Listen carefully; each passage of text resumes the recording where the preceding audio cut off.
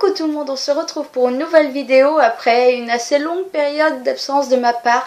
Voilà, je vous la fais vite fait, comme ça sera fait. J'ai eu pas mal de changements au niveau de ma vie pro, tout ça. J'ai eu une réorganisation à faire, ce qui fait que je n'avais carrément plus une minute pour faire des vidéos. J'avais à peine le temps de faire des chroniques. Donc voilà, la réorganisation est faite, je reprends mes marques, donc je me relance dans les vidéos. Et aujourd'hui, on va donc faire un tag histoire de repartir du bon pied. Donc c'est parti.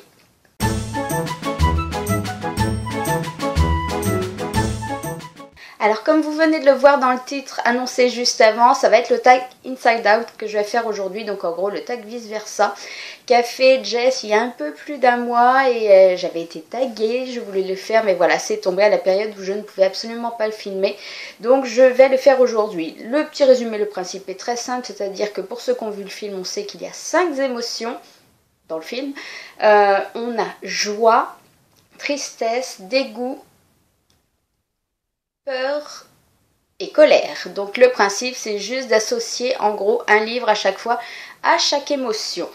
Vous verrez que comme d'habitude, même quand on me demande des choses simples, genre associer un livre à une émotion, dès le premier, ça va se gâter un petit peu puisque j'ai commencé par choisir 2 livres. Donc c'est parti pour la première émotion.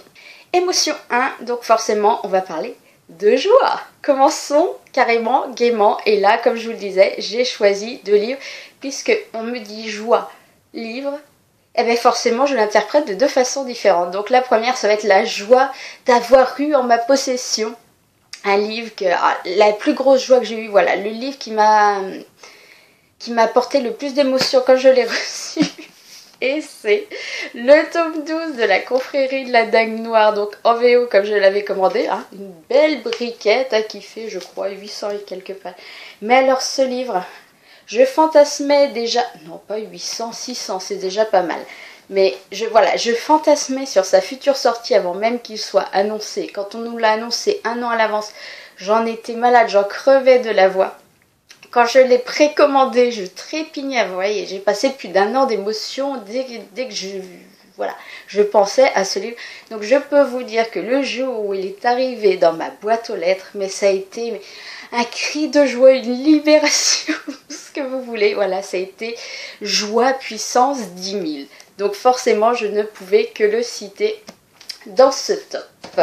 Et le deuxième, ça va être la joie pour l'histoire, voilà, pour la lecture, bien que celui-ci pouvait compter aussi parce qu'il a totalement répondu à mes attentes, mais autrement, pour la joie, mais forcément, Anna and the French Kiss, parce que voilà, là c'est de la mignonitude fois 10 000, on commence page 1, page 2, voilà, on commence déjà à voir le smile, et on va garder le smile tout du long du livre, voilà, c'est mignonitude, x10, c'est la même chose avec le 2e tome, il faut que je sorte encore le 3e. Le problème c'est que j'ai pas envie de le sortir justement parce que je sais que c'est le dernier. Après j'aurais plus de la mignonitude garantie comme ça sous la main. Donc voilà, cette série en tout cas je vous la recommande pour la joie, les émotions positives, la mignonitude, les petits papillons dans le ventre qu'elle peut vous procurer. Et maintenant on passe à la 2e émotion. On va parler de tristesse. Alors tristesse, pour moi, voilà, c'est pas forcément tout voir en noir, c'est vraiment le bouquin qui m'a fait verser des litres et des litres de flotte en larmes, tellement j'ai été bouleversée. Et là, ben voilà, Jess avait cité Nos étoiles contraires, que j'aurais aussi pu citer comme tout le monde je crois, mais un autre qui m'a juste traumatisée et duquel j'ai eu énormément de mal à me remettre, voilà. Donc Nos faces cachées, Making Faces, oui j'ai pu trouver ma version française, je sais pas où elle est, donc heureusement j'avais la VO, je l'ai sortie, c'était plus facile.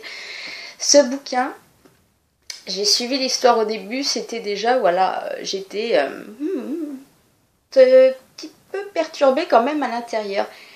Et il y a un moment hyper méga traumatisant dans le bouquin.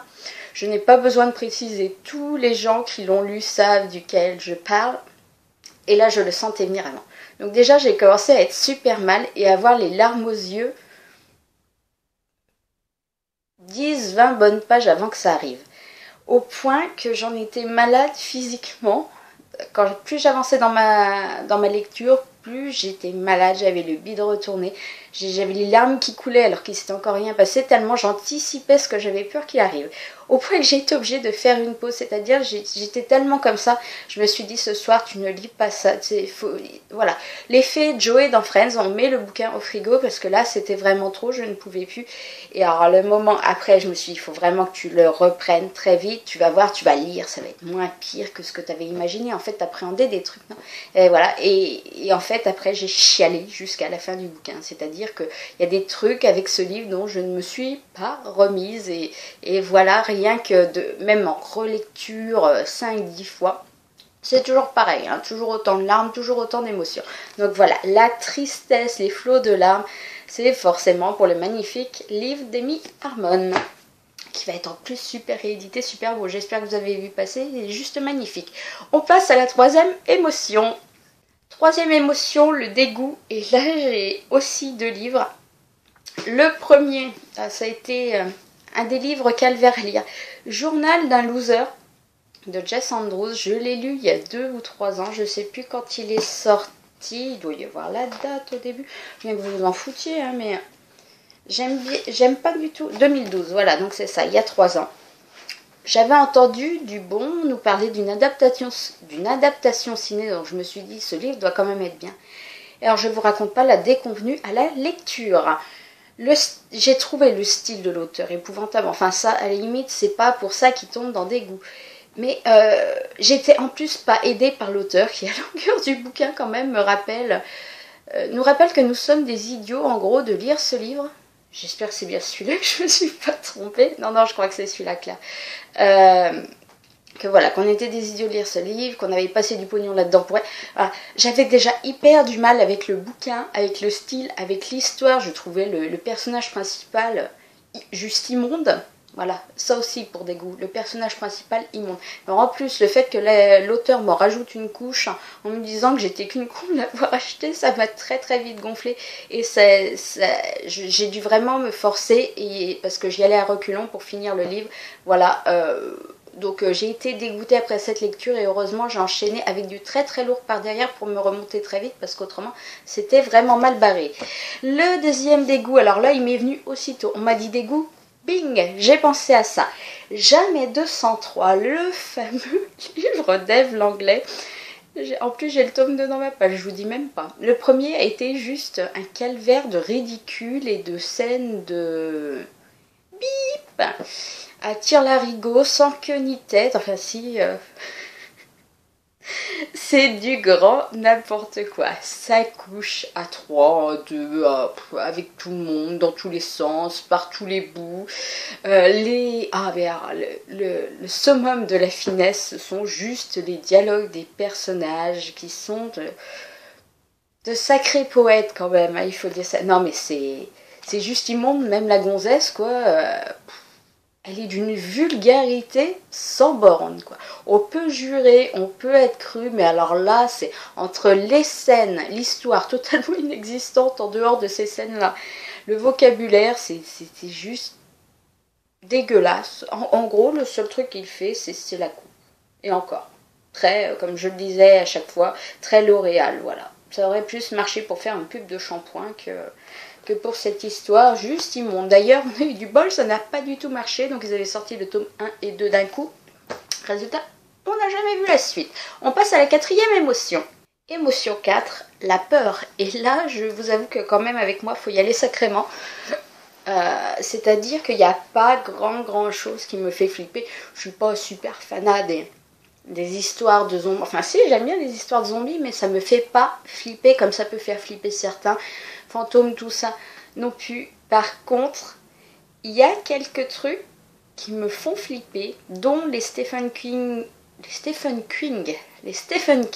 les premiers, l'ancienne génération, genre Cujo, là, le chien qui a chopé la rage et qui veut juste bouffer tout le monde. Je l'avais lu, je crois que j'avais une dizaine d'années. Elle m'avait bien traumatisée quand même, celui-là. Voilà, le bazar de l'épouvante, ça, tout ça. Voilà, les anciens Stephen King, je peux vous les englober là-dedans parce que à chaque fois, ils m'ont quand même bien fait flipper. Maintenant, dans la ligne plus actuelle, les sorties plus récentes, je peux vous en recommander un justement pour ce mois d'octobre et lecture un peu flippante. D'ailleurs, je vais me faire le tome 3, c'est la série Skeleton Creek. Déjà parce que les livres, voilà, je trouve déjà le format super sympa.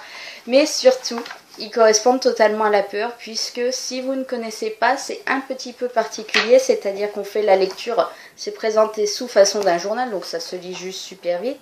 Mais au milieu de tout ça, voilà, vous avez en gros des indices. En fait, on suit deux ados qui communiquent et qui se planquent des trucs un peu sur internet. Donc vous avez des indices comme ça, on vous donne un autre code, vous allez sur le site internet et vous avez des vidéos à regarder. Et ces vidéos, c'est juste super flippant, c'est filmé en noir et blanc, à la Blair Witch, caméra à l'épaule. Et je vous raconte même pas, vous lisez ça, donc le récit est un petit peu angoissant, mais ça passe, mais avec les vidéos hyper flippante, là c'est vraiment la peur et j'adore, mais c'est vrai que en plus je suis sadique au point de faire exprès de ne les lire cela que le soir et de regarder les vidéos en conséquence sur le moment, sur les coups de 11 h, donc juste avant d'aller dormir, histoire de faire de très beaux rêves. Donc ça c'est ma petite peur et ça passe toujours très bien. On passe enfin à la dernière émotion. Donc la dernière émotion, la colère. Et là, il y a aussi deux livres pour deux raisons, parce que je réinterprète toujours comme depuis le début. Donc la colère, ma raison de vivre.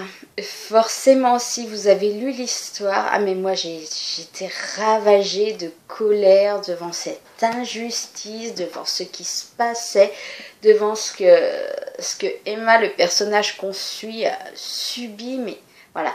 Là, ça a été de la colère par rapport au récit, vraiment, j'étais... C'est le genre de bouquin, quand vous lisez ça, vous êtes tellement en colère, vous avez envie de pouvoir interagir, rentrer dedans et puis puncher quelques personnages parce que voilà, c'est juste pas possible. Et je vais en citer d'autres. La colère, là c'est uniquement par rapport aux auteurs.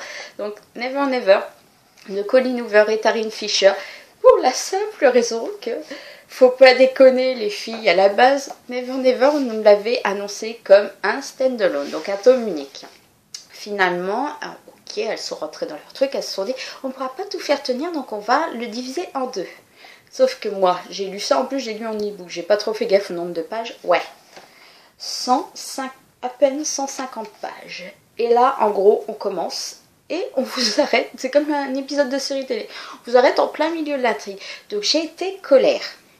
Surtout qu'on nous l'annonçait vite, la suite. Quand le deuxième est arrivé, j'ai dit bon, c'est bon. Sachant qu'entre-temps, ils nous ont dit qu'il y aurait quand même un troisième. Donc ça m'a agacée, j'étais colère encore contre les auteurs.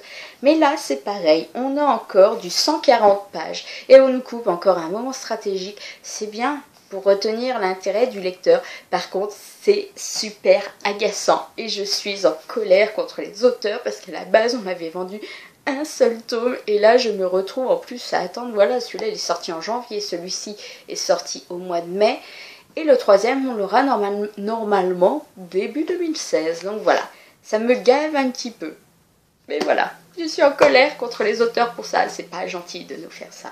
Donc voilà, ce tag est terminé, j'espère que j'aurai pas trop blablaté, que ça aura pas duré trop longtemps. En attendant, je vais m'arrêter tout de suite. Je ne tague personne parce que, comme j'ai traîné à le faire, le tag, je sais plus qui l'a fait, qui sera intéressé de le faire, voilà. En gros, vous voulez le faire, faites-vous plaisir.